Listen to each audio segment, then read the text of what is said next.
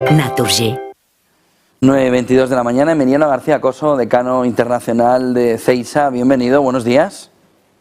Buenos días, José Antonio, ¿cómo estás? ¿Cómo va todo? Bueno, ¿cómo viste el discurso ayer de, por ejemplo, von der Leyen en esa fotografía de que es un estado de la Unión Europea, Ucrania, en un mensaje, sí, metafórico, muy ensoñador, muy no sé cómo calificarlo, muy flower power, ¿no? De, ay, es que yo estoy súper enamorada y sois parte de mí, pero ya, soy parte de ti, pero has soltado que es parte de la Unión Europea. Es decir, ¿en qué marco se centra y, sobre todo, hasta qué punto no se extralimita von der Leyen en ese tipo de declaraciones que pueden tener consecuencias, sobre todo, en el entorno de la guerra de Ucrania, ¿no, Emiliano? Bueno, en el fondo se trata de enviar mensajes esperanzadores a la población ucrania y sobre todo seguir transmitiendo un mensaje de apoyo incondicional a Ucrania, tanto desde el punto de vista de su proceso de adhesión, donde ya se ha analizado, ya las autoridades comunitarias en ese proceso de seguimiento ya han analizado que de 5 condiciones van cumpliendo 2. Y bueno, pues la idea es generarle la expectativa que si cuando finalice el conflicto, que esperemos sea pronto, pues será candidato a la adhesión. Y a diferencia de lo que le ocurre a Turquía, que lleva desde el 2005, pues parece ser que en este caso Ucrania tendrá un procedimiento más acelerado y serán más flexibles a la hora de valorar esas condiciones. Por lo tanto, bueno, pues entra en la misma tónica actual de apoyos permanentes, tanto desde el punto de vista de la Unión Europea como también desde el punto de vista de la OTAN, que en principio en la reunión que va a haber en Vilnius no se va a tratar el tema de la adhesión de Ucrania a la OTAN, pero está ahí encima de la mesa. Por lo tanto, bueno, entra dentro de esa dinámica actual de mensajes, sobre todo al gobierno de Putin. Hemos visto también un 10º paquete de sanciones ya y sobre todo incautación de activos rusos. ¿Cómo se mueve este 11º paquete que viene a aportar, que viene a añadir?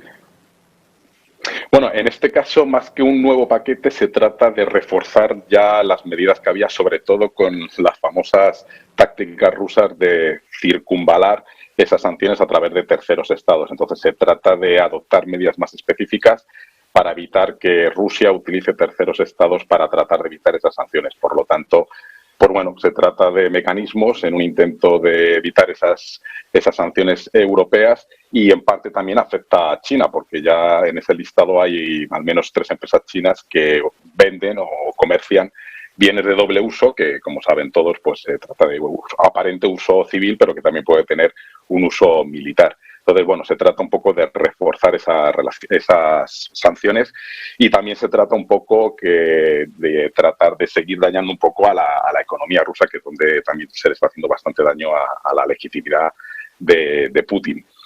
Ya veremos si funcionan o no funcionan, porque, claro, tratar de establecer medidas en terceros estados, una cosa es lo que dice el papel del paquete de sanciones y otra cosa es que eso luego se vaya a lograr de manera real y efectiva, tal y como mencionabas tú anteriormente sobre cómo los petroleros están utilizando aguas internacionales para tratar de seguir vendiendo el petróleo ruso, fundamentalmente.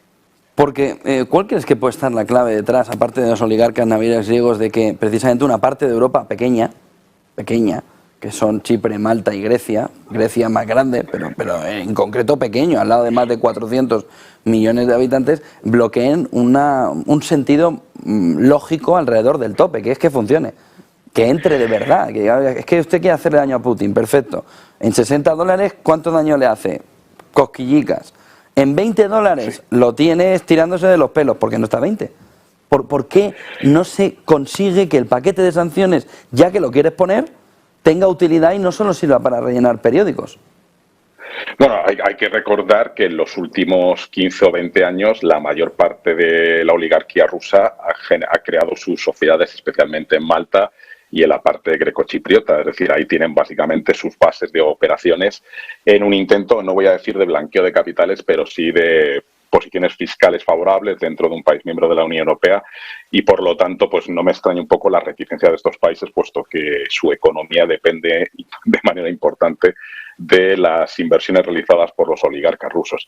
En cuanto al petróleo, pues básicamente es muy difícil llegar a ese tope en tanto en cuanto, como estamos viendo, y desde ahí también el 11 paquete de sanciones, pues hay mecanismos indirectos para tratar de mantener ese comercio y eludirle el tope que a priori se debe fijar.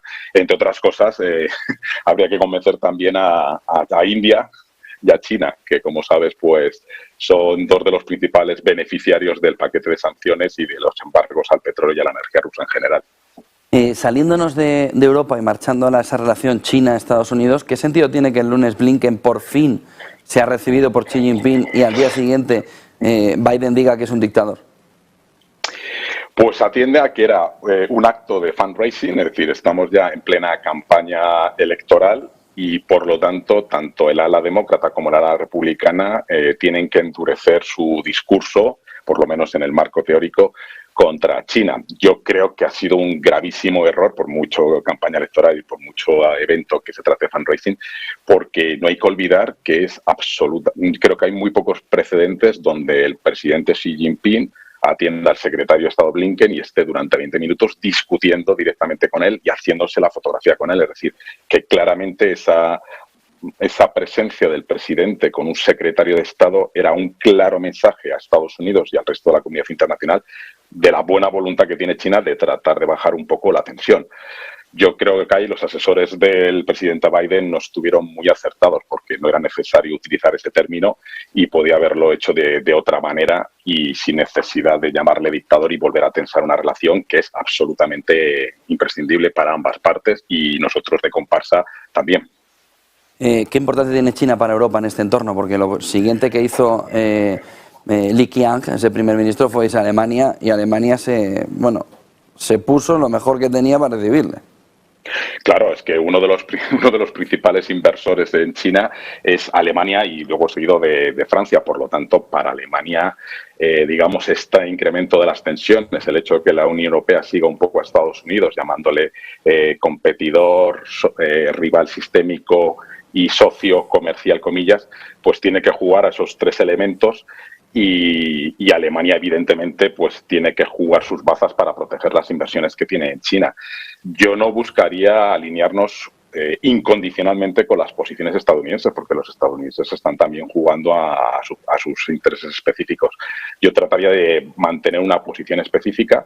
No sé si el nuevo documento, que probablemente se apruebe durante la presidencia de España en el segundo semestre, de la nueva seguridad económica estratégica, puede marcar, digamos, un punto de inflexión donde la Unión Europea trate de mantener su propia estrategia, aunque no lo menciona, claramente se está refiriendo a China, pero yo creo que nos tenemos que desmarcar de Estados Unidos en las relaciones con China, porque nos guste o no nos guste, tengamos algunas críticas a algunos aspectos de la política china, es uno de los nuevos hegemones a nivel mundial y tenemos que mantener los canales abiertos, sobre todo con la tercera pata, que necesitamos que China actúe de mediador en el conflicto con Rusia y trate de convencer a Rusia.